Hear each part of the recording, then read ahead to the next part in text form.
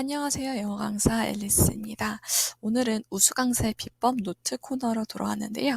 회화로 수능 잡기라는 제목을 붙여봤습니다. 본 영상은 사내 우수 강사님의 인터뷰를 요약을 하고 제 의견과 적용 방안을 추가한 영상입니다. 자, 보시면 세 가지로 요약을 해봤어요. 그래서 수능 포함 영어 4대 영역은 모두 연결되어 있다. 그래서 수능을 회화로 잡을 수 있다. 라는 부분이었고요. 두 번째로는 첫 상담 때 제공할 정보와 옵션을 철저히 준비를 해야 한다. 첫 상담이 제일 중요하다. 세 번째로는 플래너를 활용해서 학생이 실행 가능한 계획을 함께 세우도록 한다. 요 세 가지로 정리를 해봤고요. 첫 번째 한번 보실까요? 회화로 수능 잡기라고 제목을 붙여봤는데 보통 특목고나 자사고 학생들은 상위권 학생들은 회화로 수능을 잡는다고 해요.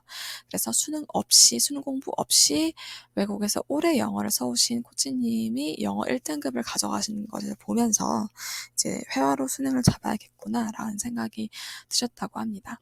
그래서 이 부분이 굉장히 시너지가 나고 안정적이고 효율적인 공부 방법이라고 말씀 주셨고요. 제 의견도 굉장히 동의를 해요. 영어의 4대 영역은 모두 연결되어 있어서 이런 부분을 인지를 해야 돼요. 예를 들어서 자기가 쓰지 못하는 부분을 읽을 수 없고 말하지 못하는 부분을 들을 수 없는 법이거든요. 그래서 그 부분에 집중을 하고 좀 지루할 수 있는 수능 공부에도 재미와 실용성을 더할 수 있는 부분이 바로 회화라고 생각합니다. 제 적용 방안은 앞으로 수능 공부에 관련해서 문의 주시는 분들도 회화가 어느 정도 병행이 되어야 한다는 부분을 말씀을 드려야겠다고 생각을 했습니다. 두 번째는 첫 테스트 상담의 중요성인데요. 이 분의 이제 방법은 정보를 일단 다 드려요. 중요한 정보를 다 드리고, 그 필요성을 학부모와 학생의 판단, 그러니까 고객의 판단에 맡기신다고 해요. 저도 그게 굉장히 중요하다는 생각이 드는데, 왜냐하면 교육 서비스, 그러니까 서비스의 기본은 고객의 니즈를 맞추는 거거든요.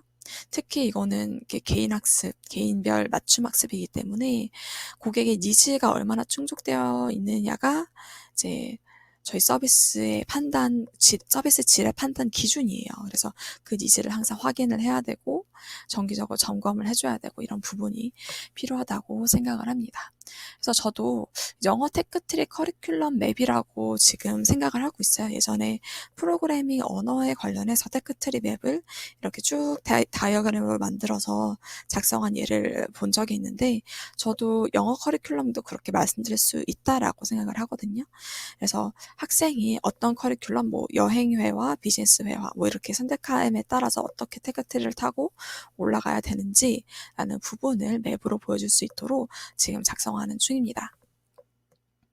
자, 그 다음에 직무 컨설팅과 코칭 월 1회씩으로 모든 코치들이 업무적, 마인드적 정비 시간을 갖게 한다. 그러니까 저도 이전에 5회 정도 직무 컨설팅이나 아니면 코칭을 받아봤는데 회사에서 제공하는 코칭을 받아봤는데 확실히 코칭을 받으면 상담을 받으면 제가 알지 못했던 보이지 않던 부분, 확실하게 보이지 않던 부분을 확실하게 보여주는 부분이 있어요. 바로 그게 제가 빛이라고 표현을 했는데 삶의 빛이라고 표현을 했는데 그런 확실하게 봄으로써 어떤 문제점이 있는지 어떻게 해야 되는지 이런 부분을 이제 타임라인식으로 볼 수가 있는 그런 부분들이 있기 때문에 저도 매주 일요일에 영어 교육 관련 이론을 수업을 듣고 공부해보고 만약에 잘 안 될 경우에는 반드시 코칭을 들을 수 있도록 해야 되겠다고 생각했습니다. 그 다음 네 번째로는 작은 행동이나 서비스도 어필하여 학부모와 소통 원활하게 하기. 그러니까 저는 질문을 한 번 더 했다거나 5분 정도 수업을 더 했다거나 이런 부분을 어필하는 게 좋다라고 저도 생각을 하는 게 이게 그것을 어필하는 게 목적이라기보다는 학부모와 소통을 더 원활하게 할 수 있는 이야깃거리를 제공한다고 생각을 해요. 그래서 저는 이제 모든 수업이 고객의 니즈 중심으로 진행이 돼야 되기 때문에 니즈를 한 번씩 더 파악해주는 그런 소통의 시간을 가져야 된다고 생각합니다. 다섯 번째로는 플래너를 활용을 하되 같이 함께 계획을 세우는 게 중요하다라고 생각을 합니다. 그래야지 그 학생이 내가 이 계획을 했는데 얼만큼 달성을 했고, 그걸 선생님이 알고 있고 인정을 받았다. 약간 이런 성취감도 느낄 수 있고요. 어떤 학생들은 말씀하신 대로, 인터뷰에서 말씀하신 대로 계획을 어떻게 세우는지 모르기 때문에, 그러니까 플래너만 단순히 준다고 해서 계획을 잘 실천할 수 있지는 않거든요. 그래서 실현 가능한 작은 계획부터 이제 세워나가는 것이 포인트라고 생각을 합니다. 그러니까 저도 이제 수업을 마무리할 때 파워 코치로서 코칭 질문을 좀 해주는, 그러니까 다음 주에는 어떻게 공부를 할 거예요? 오늘은 어떻게 공부할 건지 이제 한 번씩 점검을 해주는 과정을 추가해야 되겠다고 생각을 했습니다.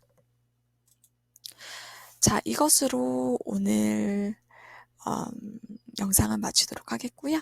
들어주셔서 감사하고 다음에 또 뵙겠습니다.